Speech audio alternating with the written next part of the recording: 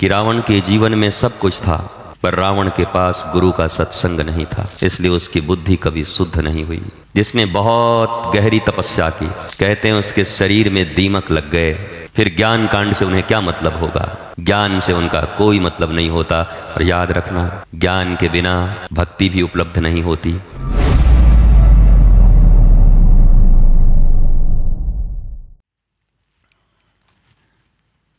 जीव के ऊपर जब श्रेष्ठ कृपा होती है ईश्वर की, तो उसे सत्संग की प्राप्ति होती है। और उस सत्संग से प्राप्त विवेक मनुष्य को कामांध होने से, क्रोधांध होने से, लोभांध होने से, मोहांध होने से और मात्सर्य में अंध होने से रोकता है। क्योंकि इनमें से एक भी अंध हुआ व्यक्ति ईश्वर को, गुरु को, अपनों को, परायों को छोड़ो, वो स्वयं को भी नहीं पहचानता है। और जो स्वयं को नहीं पहचानता, वो किसी और को क्या पहचानेगा? इसलिए जीवन का श्रेष्ठ समय कौन सा है? जीवन का श्रेष्ठ समय है जब गुरु प्रदत्त सत्संग की प्राप्ति जीव को हो जाए। इस दुनिया में सबसे सहज, सबसे सरल सत्संग है, और इस दुनिया में सबसे कठिन सत्संग की भावधारा को ग्रहण करना है। कहते हैं माता पिता के दिए संस्कार और अपनी की हुई साधना और गुरु कृपा के फलस्वरूप ही मनुष्य सत्संग श्रवण करने के उपरांत उसे समझने का उपयुक्त हो पाता है। कल हम चर्चा कर रहे थे कि रावण के जीवन में सब कुछ था। कर्मकांड थे, यज्ञ थे, हवन थे, मंत्र थे, ऋचाएं थीं, अभिषेक था, पर रावण के पास गुरु का सत्संग नहीं था, इसलिए उसकी बुद्धि कभी शुद्ध नहीं हुई। और वो रावण जो अयोध्या से भी बड़ी नगरी में रहता था, अयोध्या में केवल एक कनक भवन है, छोटा सा, और लंका की नगरी पूरी कनक की है, सड़कें भी कनक की हैं। इन दोनों में जब कंपैरिजन करते हैं तो लंका बड़ी नगरी है, धनाढ्य है, भौतिक रूप से उत्तम है, पर वहाँ का राजा दिखता तो है, उपासक है, पर धार्मिक नहीं है। ध्यान दो, जीवन में उपासक होना और धार्मिक होना दो बात है। उपासक हिरण्यकश्यप भी था, जिसने बहुत गहरी तपस्या की। कहते हैं उसके शरीर में दीमक लग गए। हम तुम तो आधे घंटे बैठे तो रीढ़ की हड्डी में L1, L2, L3 सब दर्द करने लगते हैं, उठ के भाग जाओगे। पर वो ऐसी तपस्या करता कि उसके शरीर में दीमक लग गई, पर नरसिंह को अवतार लेकर के उसको फाड़ना पड़ गया, मारना पड़ गया। ऐसी तपस्या किस काम की? तपस्या करते हैं जीवन के आनंद के लिए, तपस्या करते हैं ईश्वर और गुरु के शरण में रहकर आत्मज्ञान प्राप्त करते हुए, भक्ति के पथ पर चलते हुए, नृत्य गीत में, आह्लाद आनंद में इस जीवन को यापन करना, इस जीवन को प्रभु के समर्पित करना। कर्मकांड के 80,000 श्लोक हैं, कई बार मैंने कहे। 16,000 उपासना के हैं और 4,000 ज्ञान के हैं। और याद रखना, प्रेम के तो 2.5 आखर हैं, या एक प्रेम ही काफ़ी है। पर हम में से ज़्यादातर लोग जो इस क्षेत्र में हैं, वो कर्मकांड में ही रह जाते हैं पूरी जिंदगी, उपासना तक भी नहीं पहुंच पाते। 16,000 उपासना के मंत्र तक उन्हें पता नहीं, फिर ज्ञान कांड से उन्हें क्या मतलब होगा? ज्ञान से उनका कोई मतलब नहीं होता। और याद रखना, ज्ञान के बिना भक्ति भी उपलब्ध नहीं होती। भक्ति अर्थात वो मेरे सब कुछ हैं, उन्हीं के चरणों में सब कुछ है, यह ज्ञान होना ही भक्ति का प्रारंभ है। अगर ये ज्ञान न हुआ तो भक्ति का प्रारंभ भी नहीं हो सकता। इस दुनिया में गुरु और ईश्वर साधन नहीं है, वो साध्य हैं। बड़े दुर्भाग्यशाली हैं वो लोग जो गुरु को साधन समझते हैं। गुरु साध्य है, ईश्वर साध्य है। गुरु के विषय में कहा गया साक्षात परब्रह्म तस्मै श्री गुरुवे नमः। अर्थात विग्रह रूप में जिन ईश्वर का दर्शन हम मंदिरों में कर रहे हैं, कहा उन ईश्वर ने कृपा करके हमें जीवंत गुरु के रूप में अपने ही रूप से साक्षात्कार करा दिया। वही गुरु हैं जो चलते हुए आपके द्वार तक पहुंचते हैं।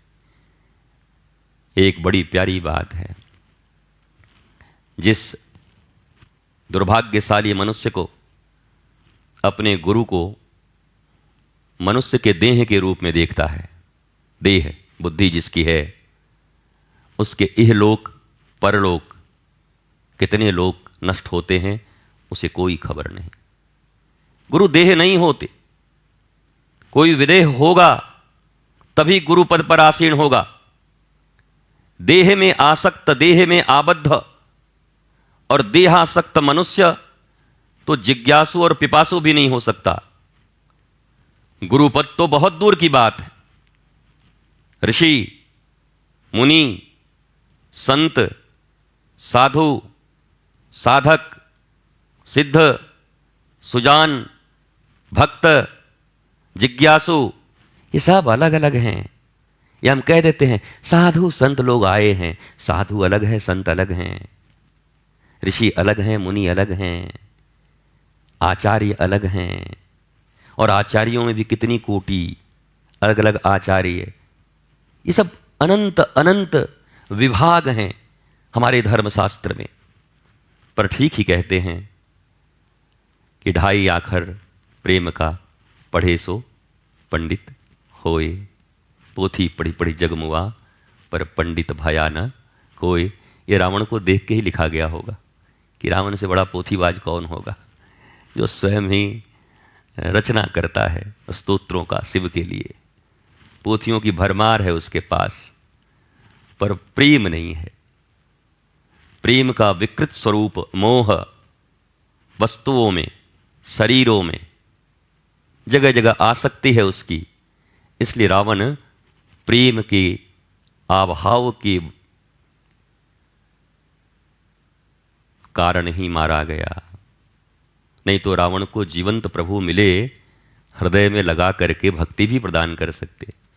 पर रावण मिले तो प्रभु मिलना कोई बड़ी बात नहीं है।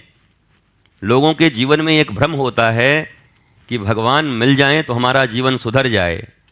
हमें पता नहीं ये क्यों नहीं समझ आता इन लोगों को। दुर्योधन को भी मिले, रावण को भी मिले, इनका कैसा जीवन बना। मरा गए बेचारे। न मिलते तो ठीक होता, कुछ दिन और जिंदा रहते। प्रभु मिले तो जल्दी ही मरा गए। तो रावण और दुर्योधन के प्रभु मिलने का फल क्या हुआ बताओ? वो तो न ले सके वो कृपा उनसे, वो प्रेम न ले सके उनसे। राम ही केवल प्रेम प्यारा, जान ले हूं जो जान निहारा। प्रबल प्रेम के पाले पड़कर प्रभु को नियम बदलते देखा। ध्यान रखो, प्रबल प्रेम के पाले पड़कर, प्रबल बल के पाले पड़कर नहीं, प्रबल ज्ञान के पाले पड़कर नहीं, प्रबल झूठे ऐश्वर्य और वैभव के बल पर नहीं। प्रभु अपना नियम कब बदलते हैं? प्रबल प्रेम के पाले पड़कर प्रभु को नियम बदलते देखा। अपना मान भले टल जाए पर भक्त का मान न टलते देखा। पर ये प्रभु उल्टे भी हैं। हिरण्यकश्यपु जैसे लोग जब तपस्या करते हैं तो मारने के लिए भी आ जाते हैं कि आओ अब तुम्हारी तपस्या बहुत हो गई है, अब तुमको जाना होगा इस पृथ्वी से। कर्मों का निर्धारण बड़ा जरूरी है। कर्म तो सभी करते हैं, पर अगर मनमुखी कर्म हुआ तो जीवन में कभी भी उन्नत, आनंदित, समृद्ध, आह्लादित नहीं हो सकते। पर वही कर्म अगर गुरुमुखी हो गए, मनमुखी कर्म और गुरुमुखी कर्म में बहुत अंतर है। लोग दुनिया में कहते हैं आप हमारे गुरु हैं, पर काम मन का करते हैं। अब बताओ, अगर मन की सुनते हो तो गुरु मन हुआ कि गुरु गुरु हुए? हम सब काम अपने मन का करेंगे, पर आप एक पुतले के रूप में हमारे गुरु रहिए। पुतला, जैसे मेरे हाथों में रिमोट रहे और आप पुतले की तरह चलिए। चलूंगा मैं मन के अनुसार, पर मैं तुम्हें गुरु कहूंगा। ऐसे अधम लोग न अपने को पहचानते हैं, न गुरु तत्व को पहचानते हैं, न ईश तत्व को पहचानते हैं, और न ही अपने जीवन में कभी आनंदित होते हैं। मेरे प्यारे बच्चों, आप सब भी जो वेद, वेदांत, सार सिद्धांत की उपासना कर रहे हो, पढ़ रहे हो, लक्ष्य क्या है? सदा ध्यान रखना जीवन में लक्ष्य क्या है। अगर ऊंचे बहुत, उड़ान बहुत ऊंची हो गीध की तरह, पर दृष्टि सड़े हुए मांस पर हो नीचे, तो गीध को अधम योनि कहा जाता है। पर गीध की उड़ान कितनी है? चील और गीध की, चिड़िया फिड़िया तो उड़ ही नहीं सकते उतना। ऊंचाई तो बहुत है, पर लक्ष्य क्या है? मांस सड़े गले। कितने ऊंचे हो, कितनी ऊंचाई पर हो, इससे कोई फर्क नहीं पड़ता। तुम्हारी दृष्टि कहाँ है? तुम्हारे लक्ष्य क्या है? तुम सोचते क्या हो? ये कर्म कभी महान नहीं होता, उद्देश्य महान होता है।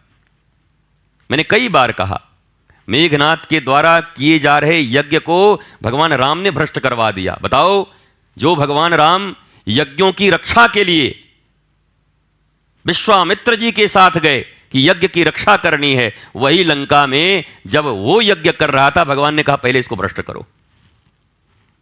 प्रभु कभी यज्ञ की रक्षा करते हैं तो गलत उद्देश्य के साथ किए गए सही कर्म को भी ध्वस्त कर देते। कर्म जो विधि है वो महान नहीं है, उद्देश्य क्या है? गोपियों ने अपने चरण रज झाड़ करके दे दिए भगवान को, तो नारद जी ने कहा, अरे तुम्हारी चरण रज अगर भगवान अपने मस्तक पर रखेंगे तो नरक तो न हो जाएगा? गोपियों ने कहा, स्वर्ग और नरक की चिंता तू कर नारद, हम तो अपने प्रियतम के लिए जीती हैं। ले जाओ और जा करके कृष्ण के मस्तक पर रख देना, वो ज्वर से मुक्त हो जाएं। हम करोड़ नरक भोगने के लिए तैयार हैं, पर मेरे कृष्ण एक घड़ी को भी ज्वर भोगें ये हमें मंजूर नहीं है। ये प्रेम है गोपियों का। इसलिए नारद जी को लिखना पड़ा, जब वो भक्ति सूत्र और प्रेम सूत्र लिख रहे थे तो यथा ब्रज गोपिका नाम उन्होंने लिखा भक्ति सूत्र में कि भाई भक्ति किसे कहते हैं? बोला यथा ब्रज गोपिका नाम। ब्रज गोपियां कि केवल जीवन का कोई अध्ययन कर ले तो समझ ले उसको भक्ति मिल गई, उसको भक्ति आ गई। और उन्होंने क्या किया था? कोई बहुत विधियों का पालन तो नहीं किया गोपियों ने, शिकायतें भी करती, लड़ाइयां भी कर लेती, झगड़े भी कर लेती, पर उद्देश्य बड़ा पवित्र था। मेरे कृष्ण, मेरे कान्हा, मेरे प्रियतम, इनको कहीं कोई कष्ट न हो। इवन जब भगवान जा रहे हैं और जब वो गोपियां सामने ऐसे सो गईं कि मेरे ऊपर रथ चढ़ा के ले जाओ, हमारे मृतदेह के ऊपर ये रथ जाएगी तब मथुरा पहुंचेगी, तब बाबा आनंद ने कहा, गोपियों जाएंगे तो जरूर कृष्ण, बस तुम्हारे इस लेटने के क्रम में अगर थोड़ी देरी हो गई ना तो इन्हें फिर धूप लगेगी जाने में। सूर्य के प्रकाश, सूर्य के ताप, इसको क्यों नहीं खोल दिए थे इधर से थोड़ा सा, सूर्य के ताप और प्रकाश उनको लगेंगे। इसलिए अगर आप चाहती हो कि श्री कृष्ण को धूप न लगे तो आप उनको जाने दो। और आपको पता है गोपियां उठ गईं, जबकि उनको पता है कृष्ण जाने के बाद उनके प्राण निकल जाएंगे। बड़े ऊपर ही बैठते, नीचे क्या बैठ गए? रावण कभी नीचे नहीं बैठते ना, रावण ऊपर ही बैठे तो ज्यादा अच्छा है।